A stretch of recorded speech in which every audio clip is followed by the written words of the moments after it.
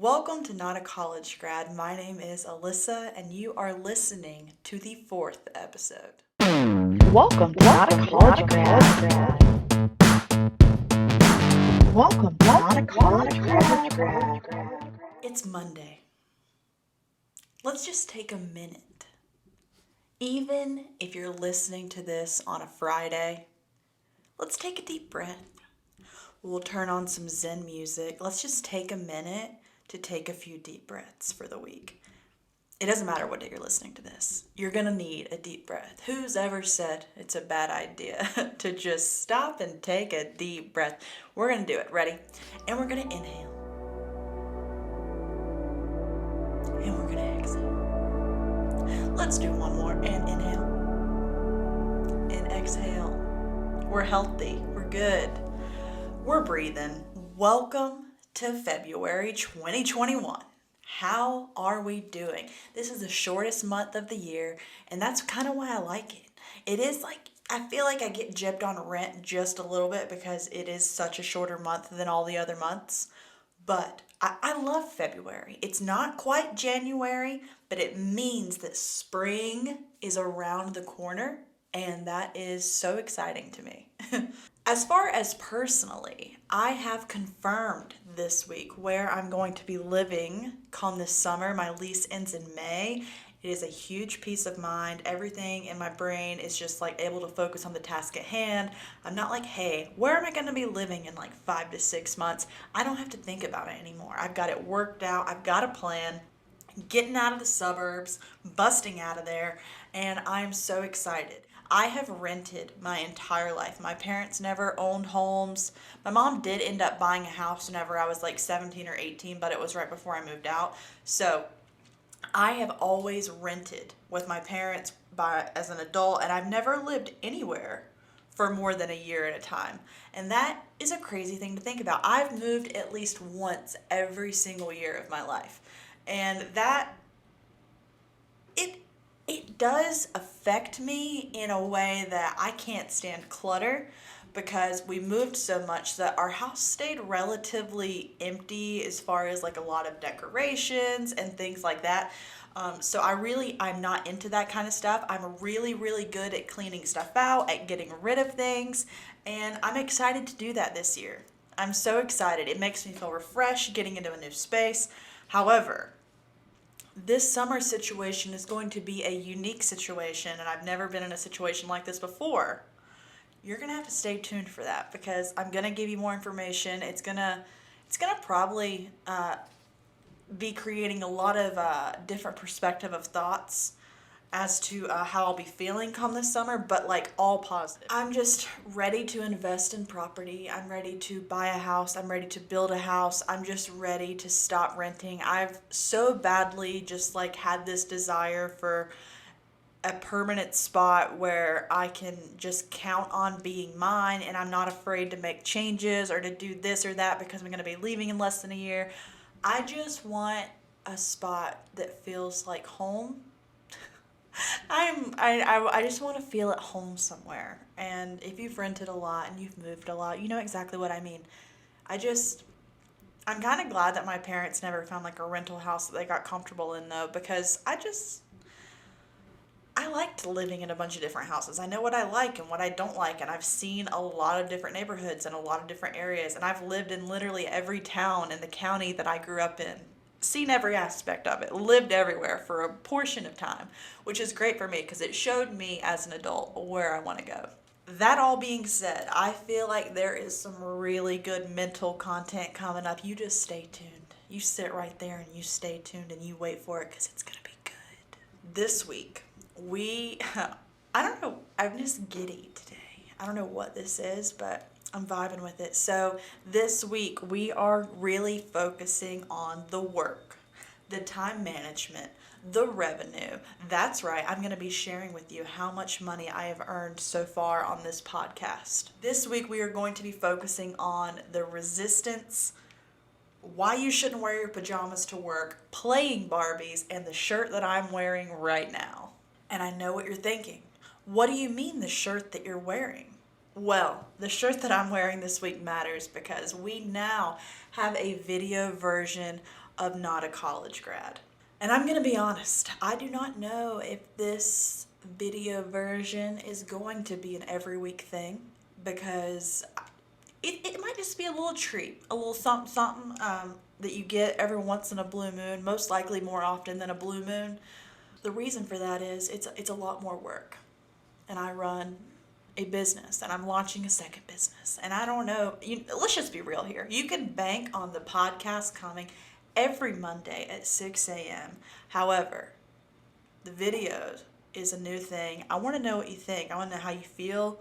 I'm really just adding this in because I feel like we're a month into the podcast.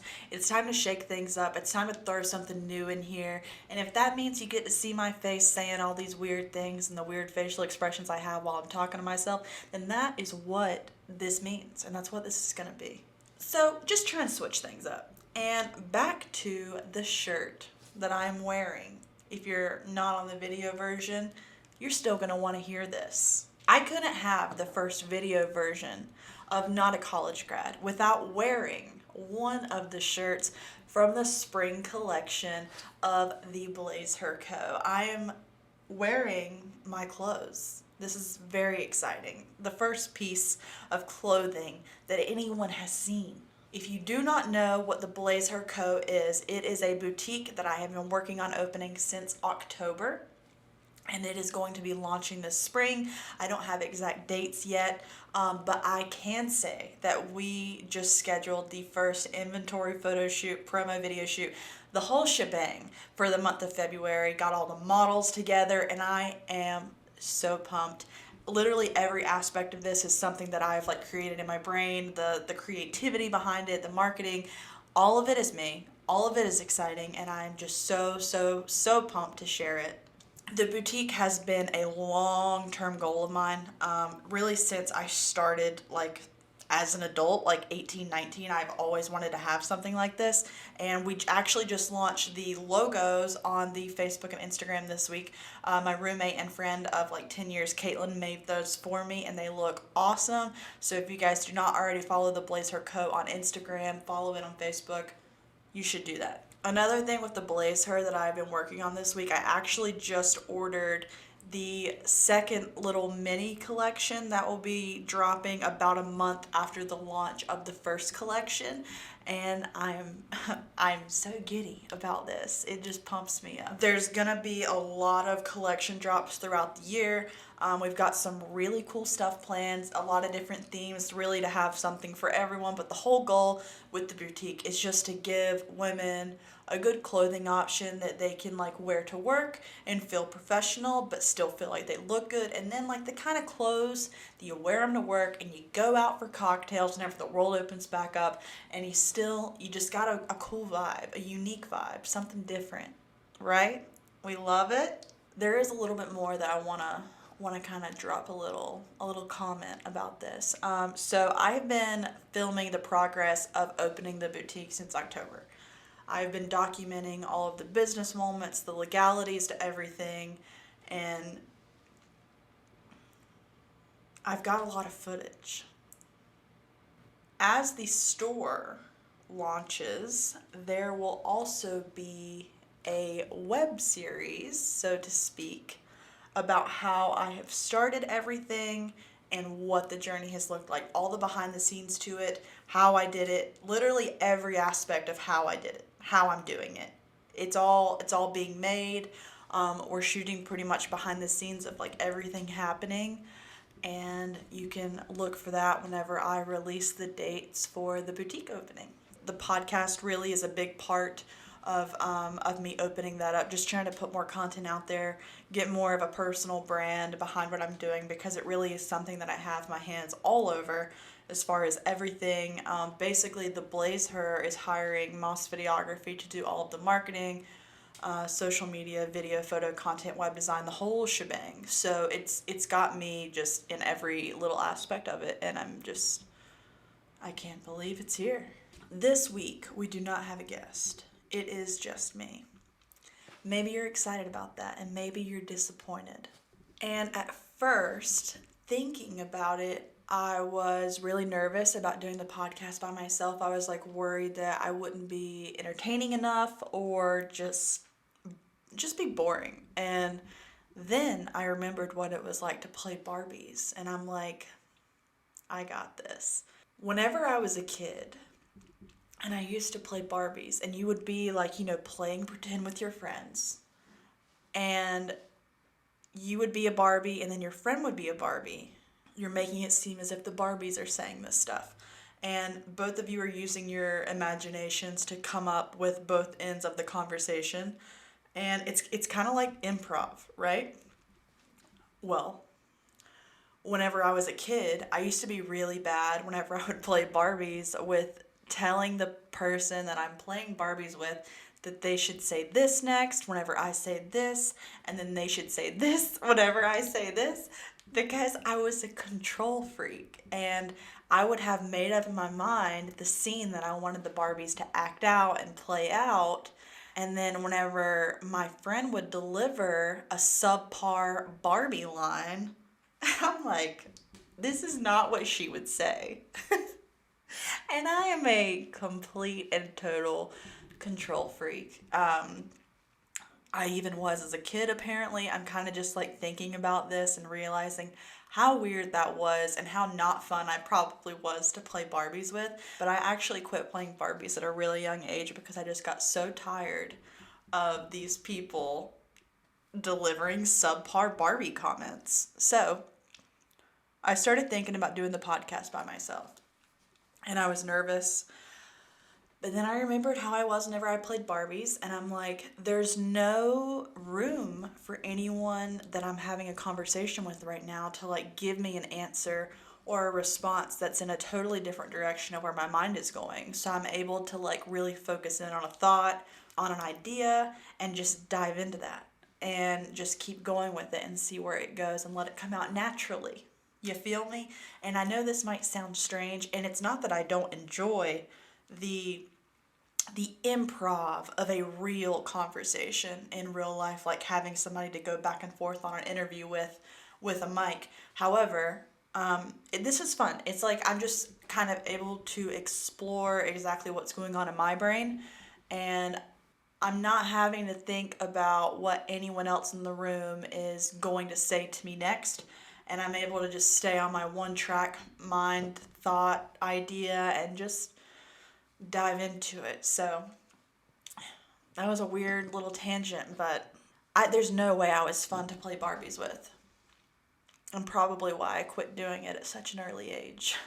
So I got really bored of Barbies really fast, mainly because of my issues, my control freak problems. And whenever I was about 10 years old, I remember having this moment of clarity where I was like, I don't want any toys in my room anymore. I want my room to feel like an adult's room and be like a place where I can just hang out and it's cool and I don't have these toys like cluttered everywhere. And that probably came from me like moving so many times and not wanting a bunch of stuff that I don't use because it just is a pain in the butt to like move it from house to house, so I get rid of it. And I remember being about 10 years old and just having this epiphany of realizing that I didn't want these toys in my room anymore, and I literally got rid of all my toys. But I will say, I think because I did that, I got bored fast because I mentally wasn't ready to let go of the toys.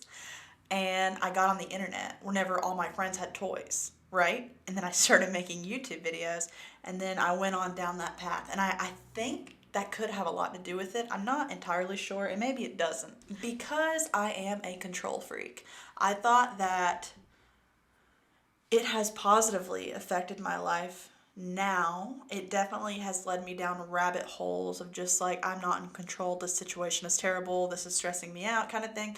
However, I do think being a control freak is very helpful whenever you are in charge of your own time management. And I really wanted to share an idea that I had, and that I've come up with, and that has really helped me to stay focused, to stay on task, and just to make sure that I get everything done when I'm working, because my job is a very, very wide variety of tasks, and I can easily lose focus and get absolutely nothing done for the day. So I have had like personal assistants in my office helping me for the better part of like a year and a half, 2 years, right up until like near the end of 2020. Having an assistant working for me that I was paying for their time, it gave me a sense of organization to the point where I knew that someone else was counting on me to be organized, and they were expecting to come in and have tasks to complete by the end of the day. And if they weren't completing the task, then I was just wasting my money. So I wanted to make sure that they felt like everything was really organized. But my business is incredibly mental for me. So it's like all my business is just spread out throughout my brain.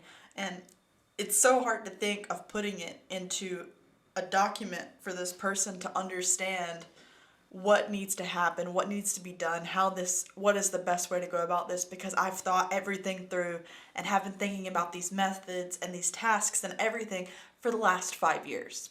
So it's hard to bring someone into that and just be like, this is how you do this, and this is due by this date, and that you're responsible for this. It's just hard. It's a lot. It's very, very weird. It's a very weird job description, and it's very hard to train someone for, because every day, every job, every client, all of it is so different. So I would come into work before the assistants got there, about 2 hours prior to them, and I would create and organize task lists and just make sure that they were able to stay on track for the day and knew exactly what I expected of them, because I just felt like if I got that done and I made this very clear, then there's no possible way that I could end up being disappointed with what I'm paying for if I'm laying it out every day for them.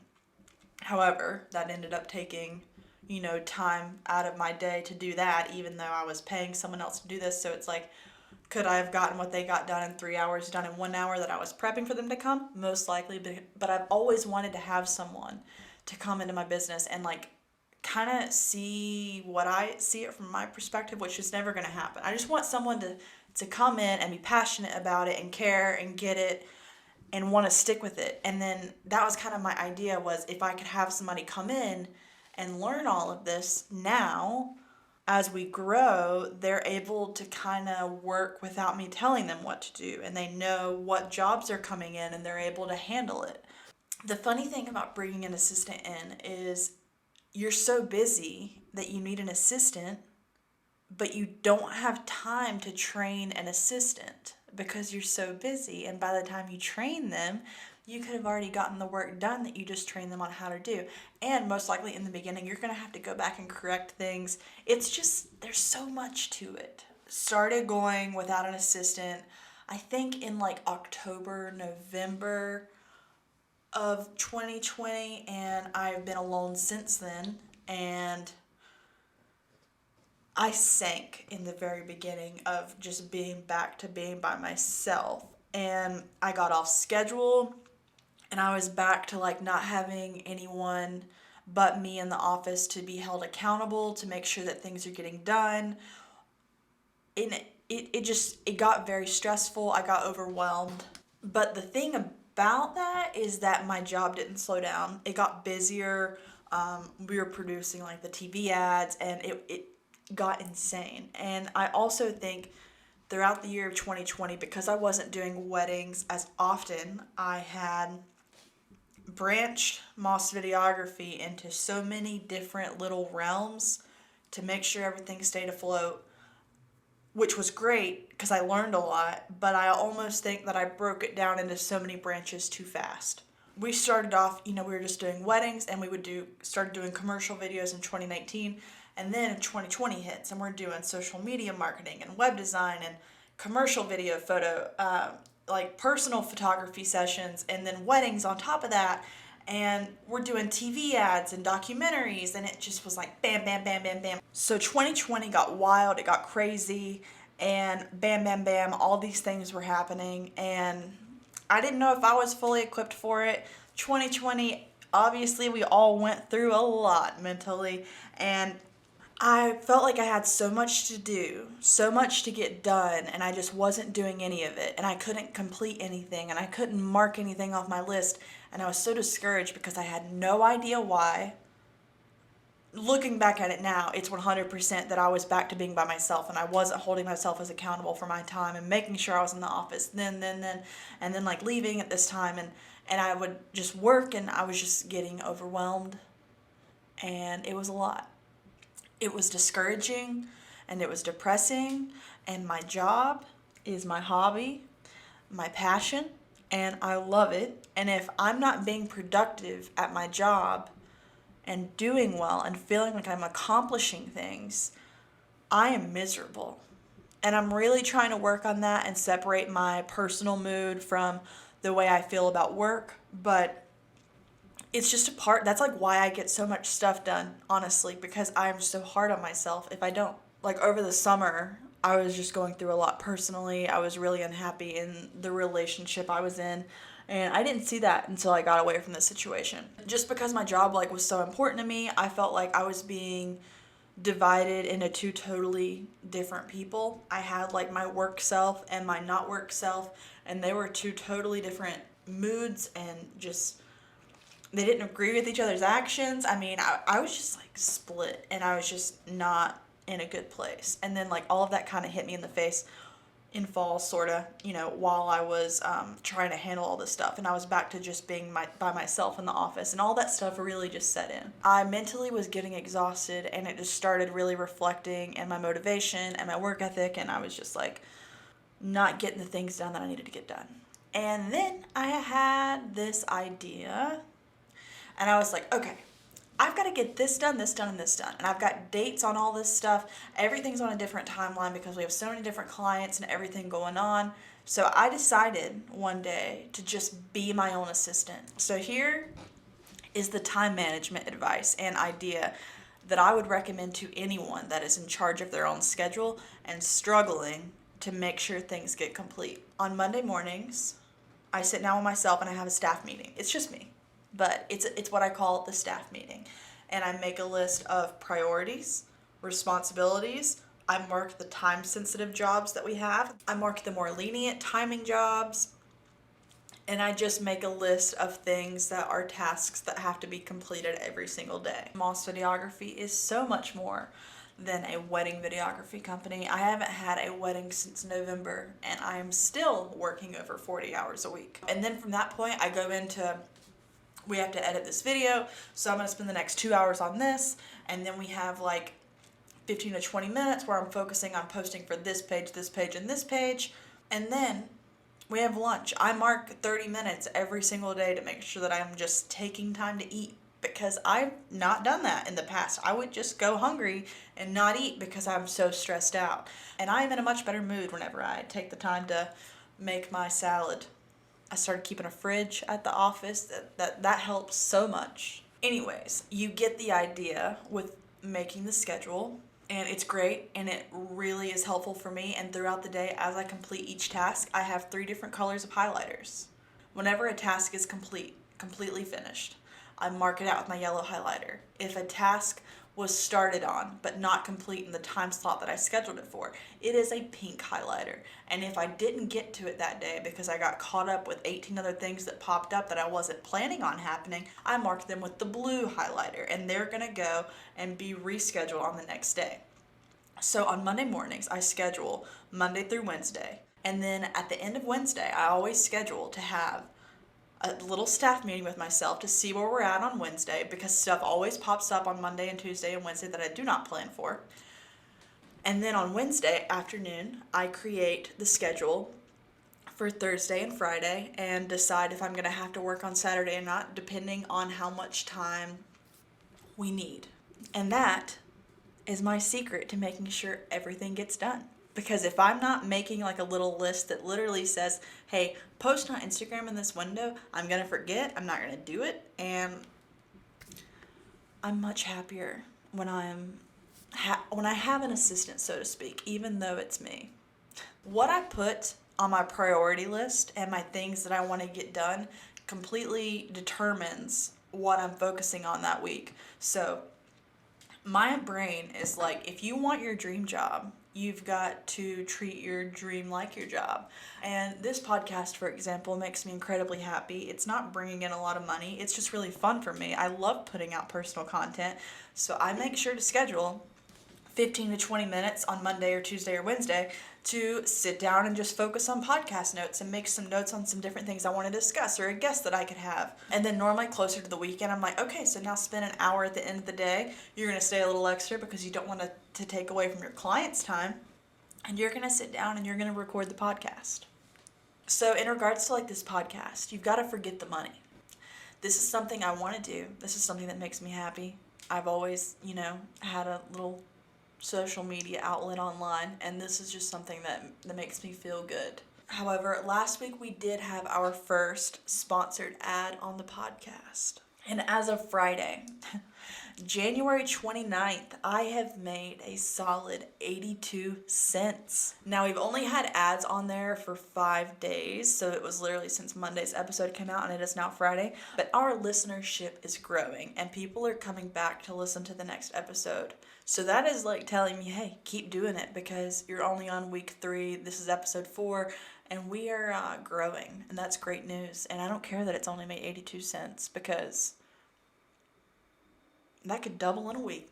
The more I do the podcast, I feel like the more growth it's going to have. And I don't care about how much money this makes. It's really just fun. And I kind of just want to be transparent and be like, hey, this is how much money I'm making from doing this. Because I think that's really interesting. If I was listening to a podcast, I always think, like, I wonder how much money they're making doing this. Not because I'm like, I want to do that to make money, but because it's just interesting to me. It's online digital content that I'm doing for fun. And I've made 82 cents that I did not have before. But I love this. This is like fun. I mean, I'm like going to play and I'm making 82 cents in a week.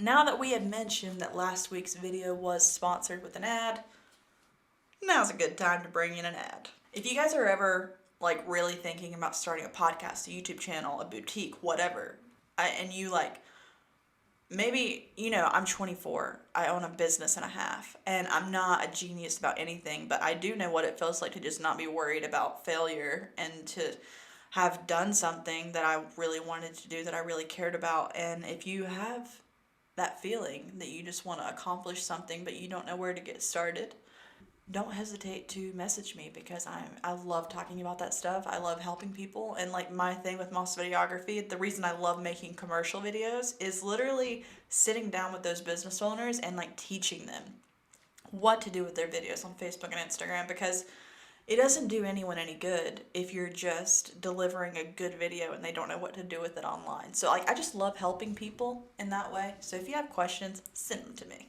I've always had this idea. Don't wear your pajamas to work. But then this week, I did. So if you guys don't know this, but in my office that I share the space with one of my clients technically. And so my office is like in the back of where their office is. And my roommate, my best friend of the last 10 years, also has an office in this building. And I was in her office. And her and my client, they work together, right? So I was in her office next to my client's office. And I was standing there in my pajamas because I was just in a mood. It was rainy. It was cold. Wearing my Uggs, my little sweatpants from Target that are amazing, and my sweatshirt. And I never do this because I'm always like, you never know who's going to walk into the office. This is like my space, but I also share it. And then sometimes I get called to a meeting just like randomly in the middle of the day, or I have to go shoot something really fast because something comes up. I just always like to be prepared.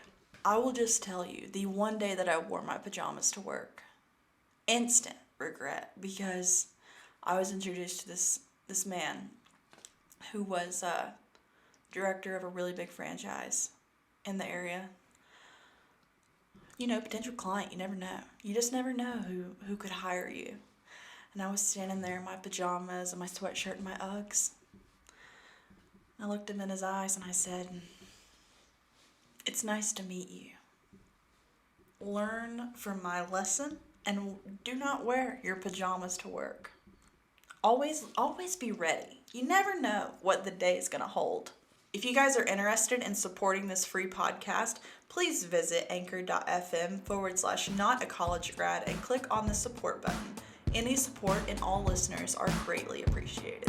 So that is all the time that we have for this week's episode. I hope that you guys have enjoyed it, and I will see you Monday at 6 a.m. with a new episode.